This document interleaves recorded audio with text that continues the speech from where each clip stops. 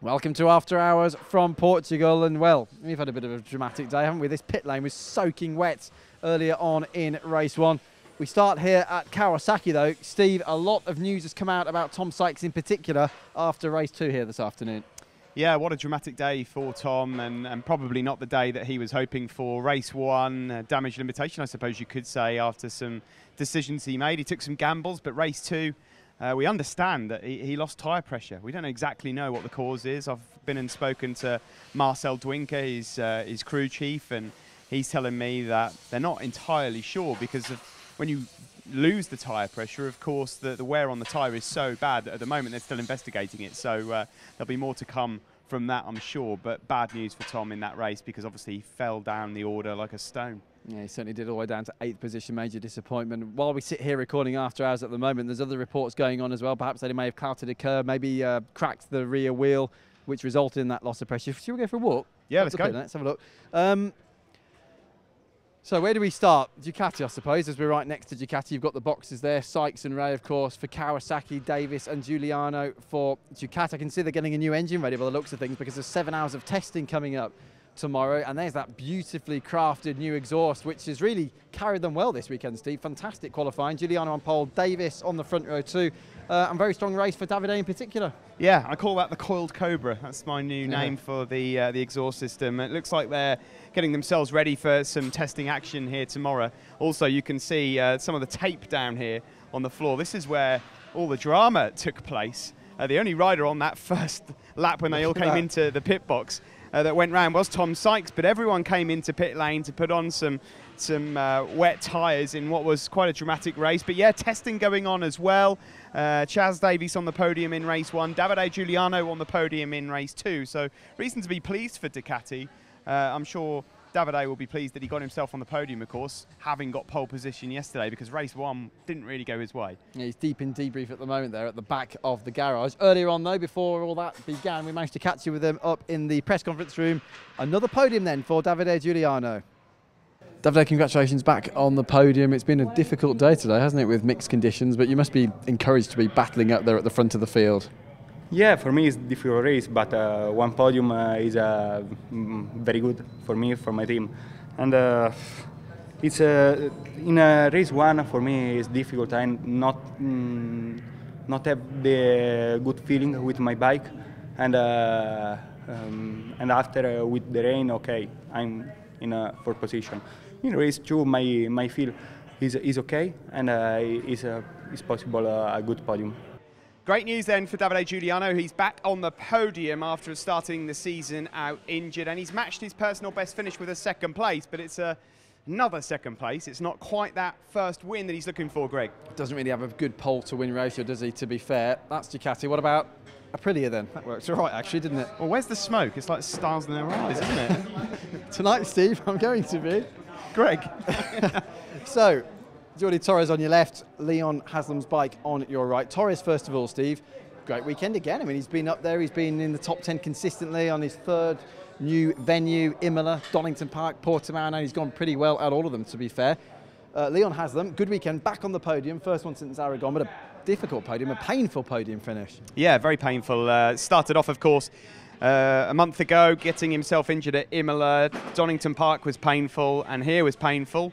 Started off free practice one. Let's just cast our minds back to Friday. I missed out in FP1 completely because of the electronical problem, some sort of sensor issue. So he's already playing catch up. Then the crash in race one when he was fighting for a podium must have been really frustrating. And I believe he took a hit to the ribs there as well. But great to see him in race two fighting all the way up there to take that third place. Did you see the emotion being shown from the actual Aprilia team? Of course, it's the first podium since Aragon for Leon. It seems like quite a while ago, but everyone seemed very pleased, especially Leon and his family, that he's up there third place today. Yeah, he was really relieved actually down at Parc Fermé talking to the team after the race. I was down there for the live interviews. He was in a lot of pain, as he explained to us in the interview sets just after with the press conference. Well, Leon, well done. First podium for you since Aragon, but probably the hardest you've ever fought for, bearing in mind the pain, because I know you went down quite hard on those ribs in race one earlier on. Yeah, I made a silly mistake in race one and really landed on the ribs again, but yeah, the ribs was tough, but you know, the biggest thing I made a mistake early on in the race. I got a false neutral twice, and we just lost that leading four, and then it was just a battle then basically with 15 laps of just trying to claw them in. And luckily Tom come back to me and I managed to get in Chaz as well. And I felt like I was catching Giugliano, but I was really struggling with the front. And third with the issues we've had this weekend and with my injuries, I'm really happy. And it's a big credit to the team. I've given them a lot of work this weekend, and they come up trumps again. Yeah, great stuff from Leon Haslam. A really difficult weekend for him, and he'll be hoping to get some good rest before the test gets underway here on Monday. 7 hours of testing, and hopefully for them the weather will be all right as well. Volcom Crescent Suzuki, then Randy Depunier and Alex Lowe's. Difficult weekend for Depunier in particular. Lowe's did show once again flashes of brilliance, not least coming through Superpole 1 to qualify 4th on the grid. So at least there are some positives on an otherwise difficult weekend for Suzuki. Right then, one of these boxes, yes it is this one, Michael van der Mark and Sylvain Guintoli, Pata Honda. Obviously everything's shut at the moment, they're getting ready. The bikes are a little bit naked before the test tomorrow. Good news, though, is that although he probably couldn't get under there, he's gone around the back. Steve Day is inside there somewhere. I'll have you know, Greg, that I actually army rolled underneath that gap to get into the Pata Honda garage, and they have allowed me instant access here. Sylvain Guintoli, let's talk about him first, the reigning World Superbike champion. Great result for him in race 1. Just missed out on his personal best finish of the season. He got 5th. He was very close to getting 4th in the difficult conditions, shall we say. And race 2 was a bit crazy. Now, over on the other side of the garage, Michael van der Mark, well, he's actually over here having a bit of a debrief at the moment, so I'm going to see if we can just sneak over and have a word. Michael, okay to have a quick word?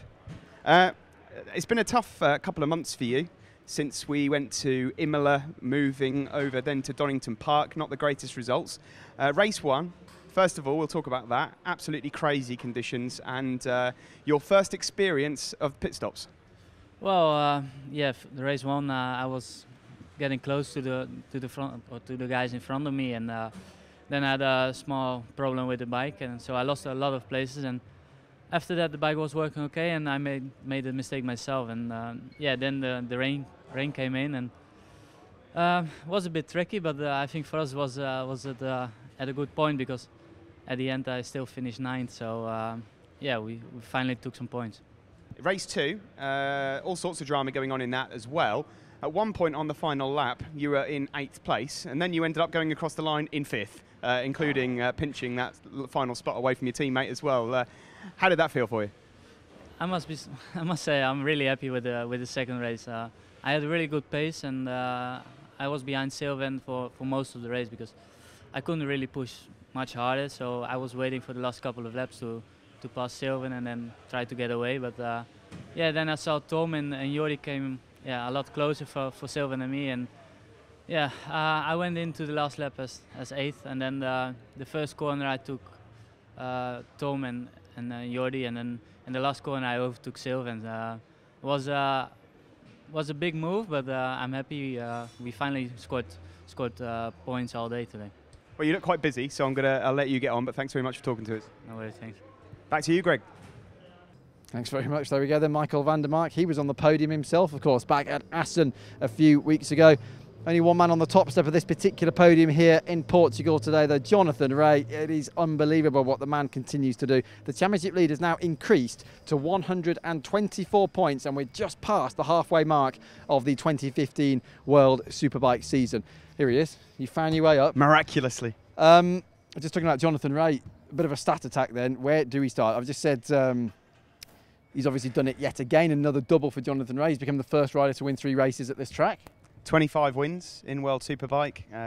Unbelievable records breaking all the time. Of course, Carl Fogarty's consecutive podiums are going. Where do we stop with Jonathan Rea?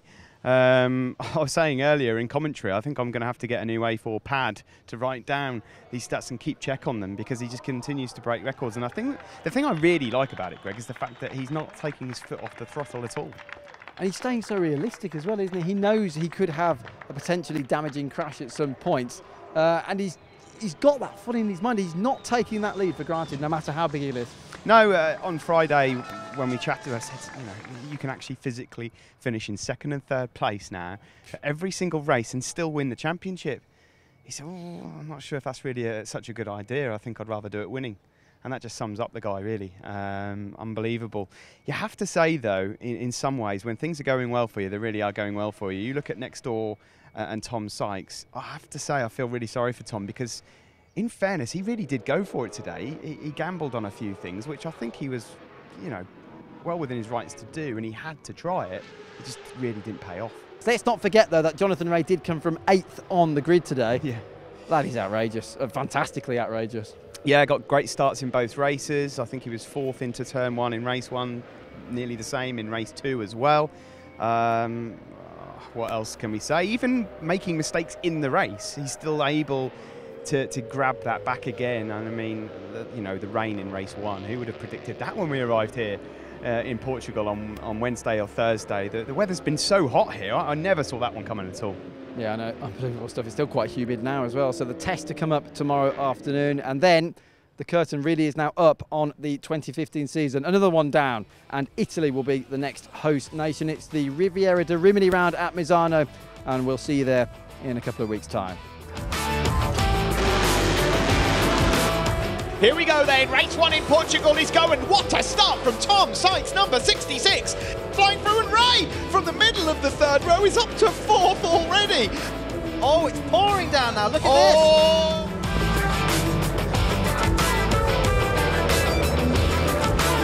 Unbelievable stuff, he runs wide. And Tom Sykes comes bouncing back, and somehow Giugliano now leads. Sykes has indeed, as you say, Steve, dropped down to 8th position.